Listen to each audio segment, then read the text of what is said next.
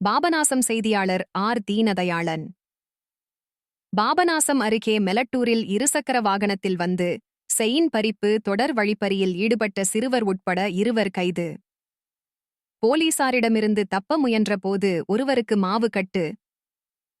தஞ்சாவூர் மாவட்டம் பாபநாசம் தாலுகா மெலட்டூரில் மதிவாணன் என்பவர் தனது மனைவி, குழந்தையுடன் இருசக்கர வாகனத்தில் தன் குடும்பத்துடன் சென்றவரை உயர் ரக இருசக்கர வாகனத்தில் பின்தொடர்ந்த 2 மர்ம நபர்கள் குழந்தையின் கழுத்தில் இருந்த டாலருடன் உள்ள 5 கிராம் தங்க செயின் மற்றும் மதிவாணன் சட்டை பையில் வைத்திருந்த சாம்சங் செல்போன் ஆகிவிட்டது பறித்து சென்றனர்.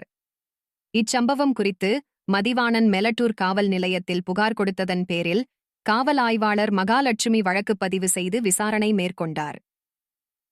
இந்நிலையில் காவல் ஆய்வாளர் மகாலட்சுமி, உதவி ஆய்வாளர் மோகன்ராஜ், தனிப்படை உதவியாளர் கோவிந்தராஜ் மற்றும் போலீசார் தீவிரமாக தேடி வந்த நிலையில் வாகனத் தணிக்கை செய்தபோது சந்தேகத்திற்கு இடமாக கிறிஸ்தவராஜ் வயது 24 சிறுவர் நவீன் வயது 17 பெயர் மாற்றப்பட்டுள்ளது உட்பட 2 விசாரணை மேற்கொண்டனர்.